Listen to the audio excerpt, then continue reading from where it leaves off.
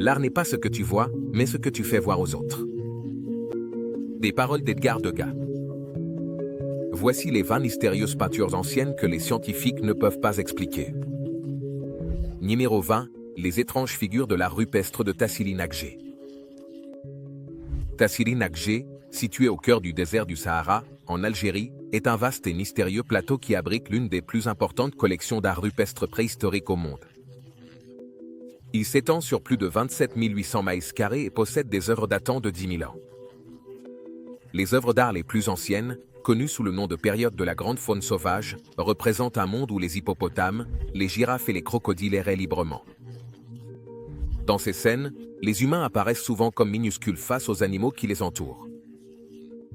Ce qui est étrange, cependant, c'est que certaines de ces figures semblent trop bizarres pour être considérées comme humaines. Cette figure se dresse au-dessus d'une peinture humaine plus petite, avec une tête remarquablement plus grande et allongée. Elle possède des bras musclés et un corps agile, et semble tenir quelque chose d'inconnu, une représentation d'un esprit ou d'un visiteur venu d'un autre monde. Numéro 19, les mystérieuses peintures en forme de peigne d'Amérique du Sud. Dans l'étendue aride de la Patagonie, cachée dans une grotte isolée, se trouvent des peintures rupestres réalisées avec un pigment noir. Ces œuvres d'art anciennes ont déconcerté les chercheurs pendant des années.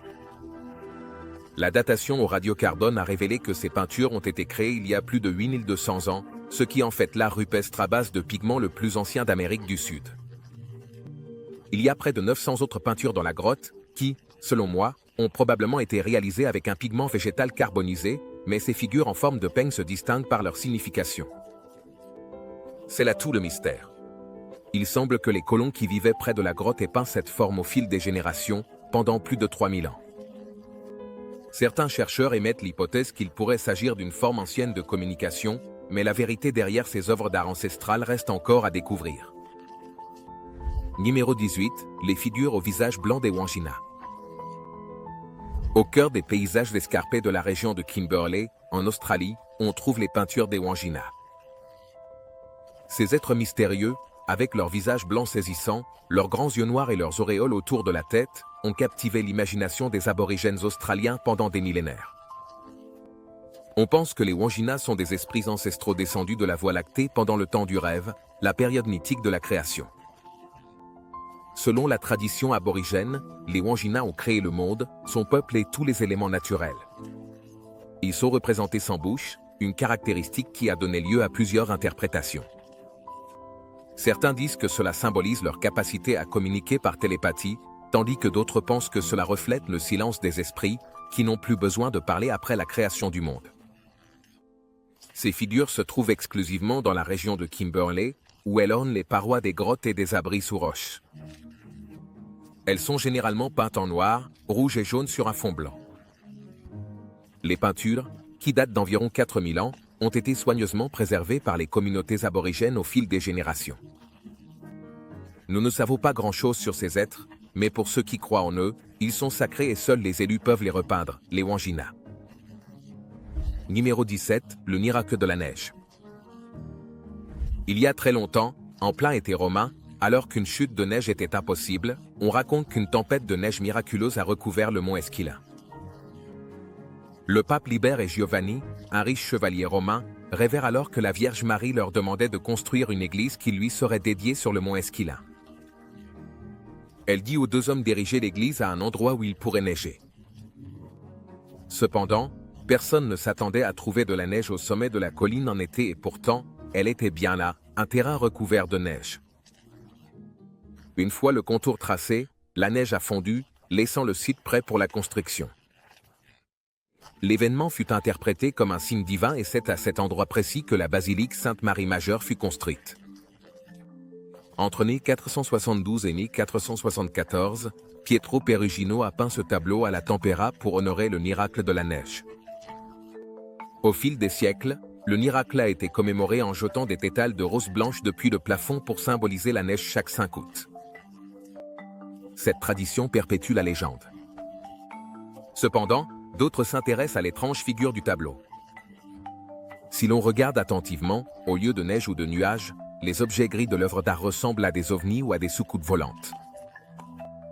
Bien que ce ne soit que de simples théories, elles suffisent à alimenter l'intrigue autour de l'œuvre. Numéro 16, le tableau volé le plus précieux du monde.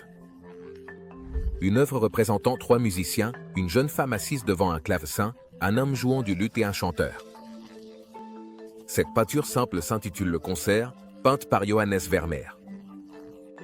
Cette pièce est un chef-d'œuvre de l'âge d'or hollandais et fait partie des tableaux volés les plus recherchés de l'histoire. Le 18 mars 1990, cette petite œuvre a été volée au musée Isabella Stewart Gardner de Boston, lors de ce qui est aujourd'hui considéré comme le plus grand vol d'art de l'histoire. Estimée à environ 250 millions de dollars, elle demeure à ce jour l'œuvre d'art volée la plus chère du monde. Le vol lui-même est entouré de mystères. Cette nuit fatidique, 2 voleurs déguisés en policiers sont entrés dans le musée, ont neutralisé les gardiens et ont passé 81 minutes à sélectionner 13 œuvres d'art, dont celle de Vermeer, Le Concert. Malgré de nombreuses enquêtes, des pistes et même une récompense de 10 millions de dollars, l'emplacement des tableaux reste inconnu. Le crime a été lié au crime organisé, avec des théories suggérant que la peinture aurait pu être utilisée comme garantie ou cachée par des personnes impliquées dans le milieu criminel. Numéro 15, Magdalena Ventura avec son mari et son fils. Réalisée par l'artiste baroque espagnol Josep de Ribera en 1631, cette peinture a été commandée par le duc d'Alcalá. Un simple coup d'œil pourrait faire croire à quelqu'un qu'il s'agit d'une peinture représentant 2 hommes et un enfant, mais en réalité, cette œuvre montre Magdalena Ventura avec son mari et son fils. Magdalena n'était pas une femme ordinaire. À l'âge de 52 ans, elle a développé une barre d'étesse en raison d'une maladie rare, probablement causée par des déséquilibres hormonaux, à une époque où des normes de genre strictes étaient appliquées. La représentation de Ventura par Ribera brouille les frontières entre les caractéristiques masculines et féminines. Ce tableau n'était pas un portrait ordinaire, et le duc d'Alcalá affirmait que Magdalena la femme à barbe était, je cite, la merveille de la nature à cette époque. Numéro 14, Saturne dévorant son fils et le mystère qui l'entoure, Francisco Goya. Saturne dévorant son fils de Francisco Goya est l'une des œuvres les plus troublantes et énigmatiques de l'histoire de l'art. Cette pièce fait partie des peintures noires de Goya et représente la figure mythologique de Saturne, ou Chrono dans la mythologie grecque, dans un acte macabre et inquiétant, dévorant l'un de ses propres enfants. Cette image troublante, peinte directement sur les murs de la maison de Goya au début du XIXe siècle, demeure une pièce fascinante dans le mythe antique. Saturne, craignant une prophétie selon laquelle l'un de ses enfants le détrônerait, dévore chacun de ses enfants à leur naissance. L'interprétation de Goya est loin des représentations classiques du mythe. Au lieu d'un titan, l'un des êtres puissants, la peinture montre Saturne avec les yeux grands ouverts et exorbités, dans un acte frénétique. Les peintures noires sont enveloppées de mystère et de mélancolie. Ce sont les œuvres que Goya a créées durant les dernières années de sa vie, entre 1819 et 1820, sur les murs de sa maison, la Quinta del Sordo ou la Maison du Sourd. À cette époque, Goya vivait presque isolé, accablé par la maladie et désabusé par l'agitation politique et sociale en Espagne. C'est peut-être pour cette raison que ces peintures, jamais destinées à être exposées au public, évoquent des sentiments que personne d'autre que Goya lui-même ne pourrait jamais comprendre. Numéro 13, le mystère du Salvator Mundi de Léonard de Vinci. Le Salvator Mundi de Léonard de Vinci est l'un des tableaux les plus mystérieux et controversés de l'histoire de l'art. Ce chef-d'œuvre de la Renaissance représente le Christ en tant que sauveur du monde, tenant un globe de cristal dans une main tout en levant l'autre en signe de bénédiction. Une figure apparemment simple, mais son histoire est empreinte de mystère.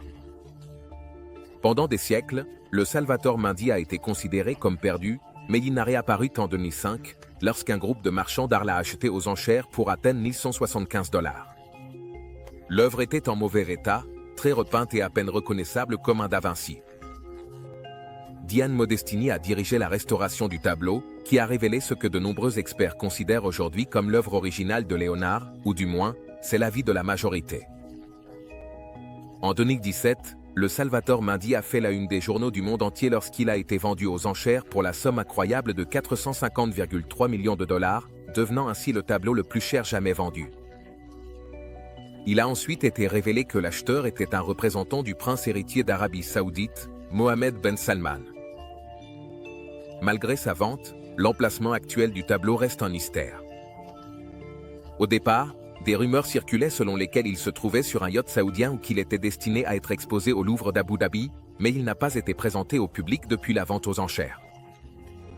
Cependant, au-delà de sa localisation actuelle, l'attribution du tableau à Léonard de Vinci a fait l'objet de nombreux débats. Si certains historiens de l'art de renom et le Louvre de Paris ont soutenu son authenticité, d'autres ont émis des doutes. La raison ? L'orbe, la sphère que tient le Christ, ne reflète pas la lumière comme le ferait une véritable sphère en verre. Ce petit détail, apparemment insignifiant, a fait changer d'avis de nombreux experts. Voyez-vous, beaucoup pensent que si Léonard avait réellement peint cette œuvre, cette sphère aurait été représentée de manière à réfracter la lumière. Les preuves montrent que le maître italien avait étudié la science de l'optique, comme en témoignent de nombreuses notes et schémas. Ainsi, malgré la valeur du Salvator Mundi, il demeure une œuvre originale controversée du célèbre peintre. Numéro 12, la terrible Dame Chat. La terrible Dame Chat, également connue sous le nom de Sphinx de Georges von Rosen, est une peinture étrange réalisée en 1907. Cette œuvre d'art représente un hybride étrange entre un humain et une lionne, avec le visage humain d'une femme greffé sur le corps d'une créature féline. Les proportions étranges de la peinture et sa composition troublante en ont fait l'un des exemples les plus singuliers de l'art du début du XXe siècle. Cette œuvre est souvent interprétée comme un commentaire sur les perceptions complexes et souvent contradictoires de la féminité à cette époque. Elle fait écho à la fascination des mouvements symbolistes pour l'archétype de la femme fatale, une femme à la fois séduisante et dangereuse. La rareté de la peinture et la manière troublante dont elle fusionne des traits humains et animaux en font l'une des œuvres les plus étranges jamais créées. Numéro 11, une peinture représentant une scène de crime. Un regard rapide sur cette peinture ne capterait pas immédiatement l'intérêt du spectateur. La compagnie de milice du district 2, sous le commandement du capitaine Franz Banenkock, ou tout simplement la Ronde de nuit, est une peinture de 1642 réalisée par Rembrandt van Rijn, qui fait partie de la collection des musées d'Amsterdam, mais qui est également exposée au Rijksmuseum en tant que tableau le plus célèbre de sa collection. Il y a beaucoup à analyser dans cette œuvre d'art. D'une part, le nom de la Ronde de nuit est inapproprié, car cette œuvre n'était pas censée représenter une scène nocturne. La peinture que nous voyons aujourd'hui n'est pas non plus l'œuvre complète. Lorsque la peinture a été créée pour la première fois, elle était bien plus grande qu'aujourd'hui. En 1715, l'énorme toile a été découpée sur les 4 côtés afin de pouvoir être installée entre 2 colonnes de l'hôtel de ville d'Amsterdam. Cette modification radicale a entraîné la perte de la silhouette complète de 2 hommes sur la gauche, ce qui a soulevé des questions sur l'aspect original de la peinture et sur la manière dont ces changements ont pu affecter sa composition et sa signification. La lumière et l'obscurité représentées dans la peinture restent également un mystère. Le capitaine Franz Banenkock, vêtu de noir avec une écharpe rouge, et son lieutenant, Willem van Ruydenburch, habillé d'un costume jaune éclatant, sont baignés de lumière, ce qui fait d'eux le point focal du tableau. Cependant, la source de cette lumière reste ambiguë, créant une lueur presque surnaturelle qui intrigue les spectateurs depuis des siècles. Un autre élément est la représentation d'une jeune femme étrangement baignée de lumière et portant un poulet. Sa présence et le symbolisme du poulet ont fait l'objet de nombreuses spéculations. Certaines théories suggèrent qu'elle représente la mascotte de la compagnie, tandis que d'autres pensent qu'il s'agit d'une figure allégorique symbolisant la vertu du groupe ou un événement spécifique lié à la milice. Les griffes dorées du poulet, qui sont mises en avant, pourraient faire référence au nom du groupe, les clovniers, qui signifie trèfle en lien avec l'emblème de la milice. Cependant, le plus grand mystère qui plane. Autour de cette peinture gravite la théorie selon laquelle la Ronde de nuit révèle un crime. Le capitaine Cook, vêtu de noir avec une écharpe rouge, se tient aux côtés de son lieutenant, Willem van Ruydenburch, qui porte un jaune éclatant. Certains suggèrent que le contraste de leur tenue et la position de leurs mains, celle de Cook pointant vers le bas et celle de van Ruydenburch vers le haut, pourrait symboliser un conflit ou un acte de trahison imminent. Selon cette interprétation, Rembrandt aurait pu insinuer une conspiration au sein de la milice, voire annoncer un meurtre prémédité. Une autre preuve de cette théorie provient de la mystérieuse silhouette enveloppée d'ombre derrière le capitaine, qui semble tendre la main vers van Ruydenburch. Bien que cette théorie soit en grande partie spéculative, les historiens et les experts continuent d'étudier ce tableau encore aujourd'hui. Numéro 10, un extraterrestre présent lors du baptême du Christ. Ce tableau est une œuvre de GLD connue sous le nom de baptême du Christ. Si l'on observe attentivement, il est possible de remarquer quelque chose d'étrange dans ce tableau, un objet insolite flottant dans le ciel. Sur la peinture, un objet en forme de disque flotte au-dessus de Jésus et émet des rayons de lumière qui illuminent la scène en contrebas. Pour les spectateurs d'aujourd'hui, cet objet ressemble fortement à ce que nous pourrions décrire comme une soucoupe volante. Cela a donné lieu à toute une série de théories, notamment parmi les passionnés d'OVNI, qui suggèrent que de GLD aurait pu être influencé par une rencontre extraterrestre, ou même qu'il essayait de la représenter. Cependant, certains historiens de l'art soutiennent que cet objet pourrait avoir été conçu comme une représentation symbolique du Saint-Esprit, traditionnellement représenté sous la forme d'une colombe dans l'art chrétien. Cependant, la forme et la présentation de cet objet sont inhabituelles, surtout pour l'époque, et ont suscité des débats persistants sur sa véritable signification. Extraterrestre ou Saint-Esprit? Je vous laisse en juger. Numéro 9, le jardin des délices terrestres. Rien qu'en regardant ce triptyque, c'est un véritable festin visuel, une œuvre fascinante mais déconcertante. Le jardin des délices de Jérôme Bosch, peint entre 1490 et 1510, est l'une des œuvres d'art les plus intrigantes de l'histoire. Le tableau, conservé au musée du Prado à Madrid, est généralement interprété comme une allégorie morale ou religieuse, mais sa signification exacte reste sujette à débat. Le triptyque est divisé en 3 panneaux, chacun représentant une étape différente de l'expérience humaine. Le panneau de gauche représente le Jardin d'Éden, où Dieu présente Ève à Adam dans un paradis luxuriant. Le panneau central, qui donne son nom au tableau, est une scène chaotique et fantastique remplie de personnages, d'animaux étranges et de fruits de grande taille.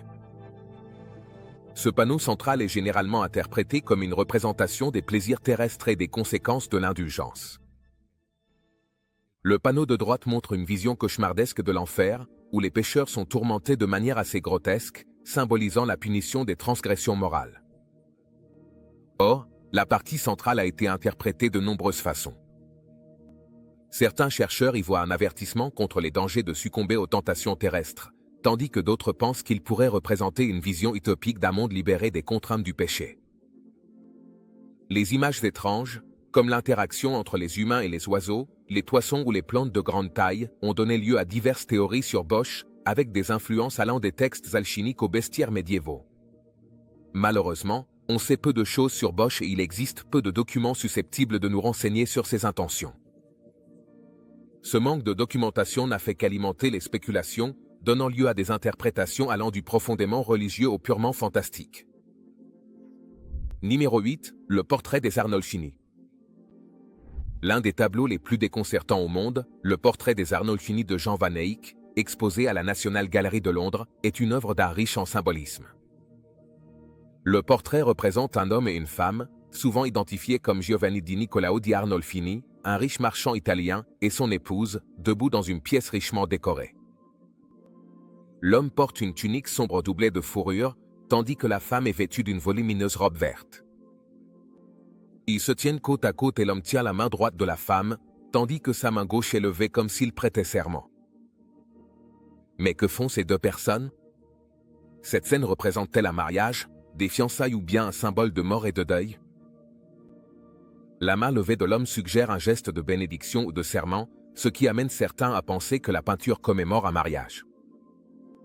Cependant, il n'existe aucun registre officiel d'un mariage entre Giovanni Arnolfini et la femme représentée sur le tableau. Or, si l'on observe attentivement le miroir convexe accroché au mur derrière le couple, on découvre une scène différente. Ce miroir ne reflète pas seulement le dos du couple, il révèle également deux autres personnages debout dans l'embrasure de la porte, dont l'un pourrait être l'artiste lui-même, Jan van Eyck. Au-dessus du miroir, la signature de Van Eyck est inscrite avec les mots « Jan van Eyck était ici, 1434 », ce qui a conduit à spéculer sur la possibilité que la peinture ait pu servir de document légal. Malgré le réalisme détaillé de la peinture, sa véritable nature demeure insaisissable et de nouvelles théories et interprétations continuent d'émerger. Le petit chien au pied du couple est généralement considéré comme un symbole de fidélité. Parallèlement, Le chandelier élaboré avec sa seule bougie allumée pourrait représenter la présence de Dieu ou la sainteté de l'événement. Le ventre arrondi de la femme a suscité un débat pour savoir si elle est enceinte ou s'il s'agit simplement de la mode de l'époque de porter des vêtements aussi amples. Peut-être que la théorie la plus intrigante pour interpréter ce tableau est qu'il représente la mort. La bougie allumée au-dessus de l'homme signifie qu'il était vivant, tandis que les bougies éteintes au-dessus de la femme signifiaient qu'elle était décédée. Numéro 7. Hommage posthume à la Dame en verre. Le retable insaisissable du retable de Gand, également connu sous le nom d'adoration de l'agneau mystique, est l'une des œuvres d'art les plus significatives et complexes de la Renaissance nordique. C'est une autre pièce créée par Jean van Eyck et son frère Hubert. Elle a été achevée en 1432 et a été reconnue comme l'une des plus grandes œuvres d'art. Cependant, en 1934, le panneau des juges intègres, conservé dans la cathédrale Saint-Bavon de Gand, en Belgique, où le retable avait été gardé pendant des siècles, a été volé. Le vol a été minutieusement planifié et, malgré des enquêtes approfondies, le panneau n'a jamais été retrouvé, ce qui en fait l'un des mystères les plus durables du monde de l'art. Le panneau disparu représente un groupe de nobles et de clercs faisant partie d'une scène plus vaste illustrant l'adoration de l'agneau mystique, symbole du Christ. Le vol a inspiré d'innombrables théories et enquêtes au fil des années. L'une des tentatives les plus célèbres pour retrouver le panneau a impliqué le célèbre détective belge Arsène Gauthier, qui, sur son lit de mort, a affirmé connaître l'emplacement de la pièce disparue. Cependant, il a rendu son dernier souffle avant de révéler l'emplacement, ne laissant derrière lui que des notes énigmatiques qui, depuis, ont conduit les enquêteurs à des recherches infructueuses. Certains pensent que le panneau a pu être caché par ceux qui craignaient qu'il ne soit perdu ou détruit pendant les périodes troublées de la Seconde Guerre mondiale. D'autres, cependant, spéculent que le panneau pourrait encore être caché dans un lieu secret en Belgique, attendant d'être découvert, tandis que certains pensent que son esprit a pu être détruit. Ces dernières années, des techniques médico-légales et des technologies modernes ont été utilisées pour tenter de localiser le panneau manquant, mais il reste difficile à retrouver. Numéro 6. La Duchesse laide. Officiellement intitulée Une vieille femme grotesque, cette œuvre, peinte vers Nice 513, marque un changement surprenant par rapport à la beauté idéalisée habituellement représentée pendant la Renaissance. Cette étrangeté à elle seule suffit à lui valoir une place parmi les œuvres d'art les plus déconcertantes de l'histoire. Cette pièce, réalisée par l'artiste flamand Quentin Matsy, intrigue les gens depuis des siècles. La peinture représente une femme âgée aux traits exagérés, presque comme un personnage de fiction. Son visage est très ridé, son nez et son menton sont particulièrement proéminents, et elle porte une coiffe ainsi qu'une robe extravagante qui aurait été à la mode pour une femme bien plus jeune, à une époque où les peintures avaient toujours une signification plus profonde. Quel message cette figure était-elle censée transmettre? Une théorie concernant la duchesse laide est qu'elle s'inspirait de certaines attitudes contemporaines envers les femmes et le vieillissement, ou qu'il s'agissait même d'une satire directe de ces attitudes. D'autres, cependant, pensent que Matsy, qui souffrait de la maladie de Paget, une maladie qui affecte les os et peut provoquer des déformations, voulait représenter une illustration de cette terrible condition. Numéro 5. Le vieux guitariste. Peint en 1903, Le vieux guitariste est l'une des œuvres les plus emblématiques et bouleversantes de Picasso de sa période bleue, une époque où l'artiste explorait en profondeur les thèmes de la pauvreté, du désespoir et de la souffrance humaine. Cette œuvre maîtresse, caractérisée par sa palette monochrome de tons bleus et gris, représente un vieil homme voûté étreignant une guitare, symbolisant la lutte et la résilience de l'esprit humain en temps d'adversité. À la fin des années 1990, grâce à l'application de techniques d'imagerie et d'analyse avancées, les experts en art ont fait une découverte fascinante. Picasso avait peint le vieux guitariste par-dessus une œuvre antérieure. Sous l'image du vieux musicien, des traces fantomatiques d'une composition cachée ont été révélées, notamment le contour délicat du visage d'une femme et les formes vagues et mystérieuses d'autres figures. Cette découverte inattendue n'a pas seulement ajouté une nouvelle couche de complexité à l'œuvre, mais elle a également ouvert une fenêtre sur le processus créatif de l'artiste. Cette découverte surprenante a déclenché une vague de spéculation dans le monde de l'art sur les motivations de Picasso à abandonner la composition originale et à opter pour l'image du guitariste.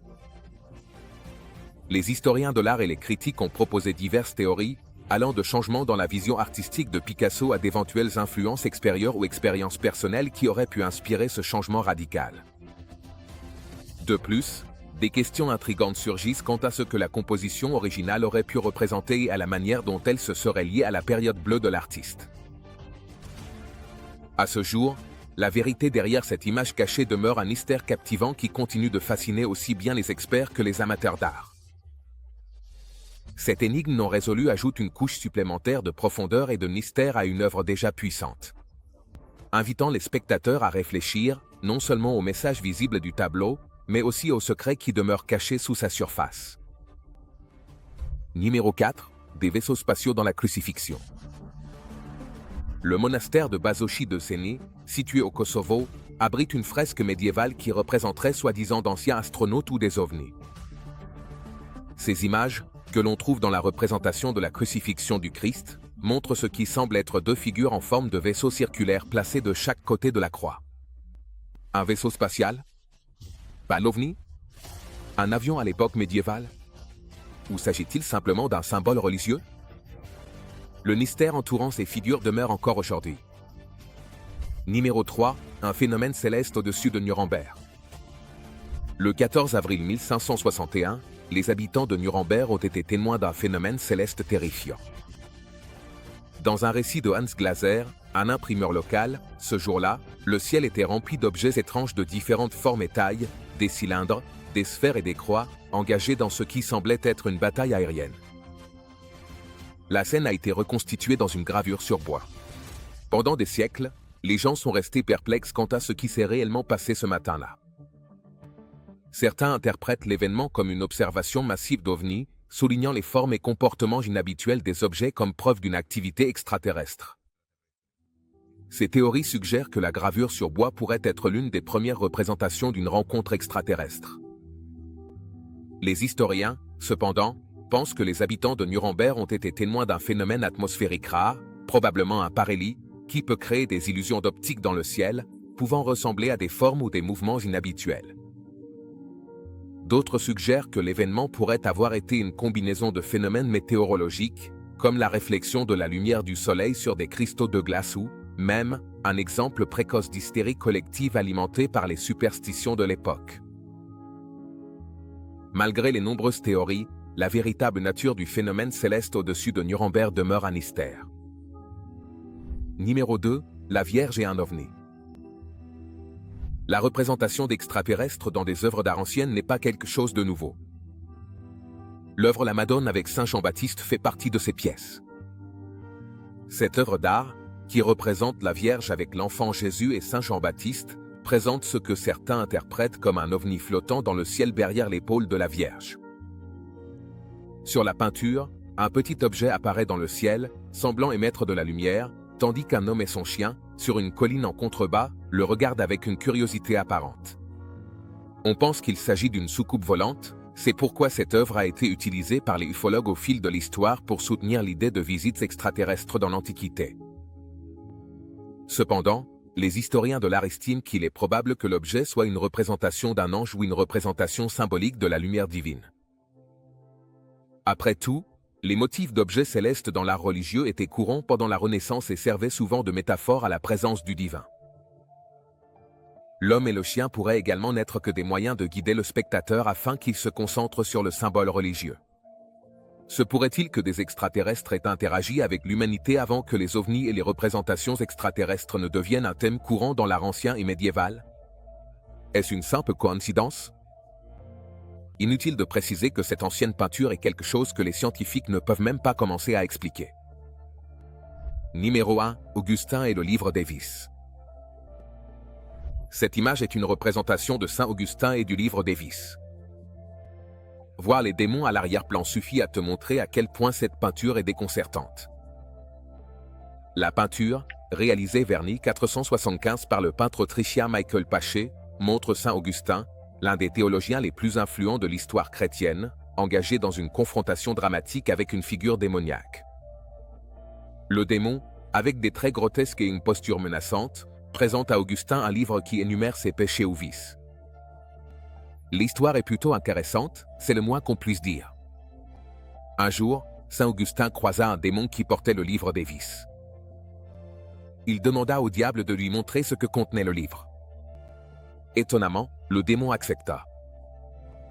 Saint Augustin profita de cette occasion pour vérifier si ses péchés étaient inscrits dans le livre et découvrit que la seule faute qu'il avait commise était d'avoir oublié de réciter la prière du soir.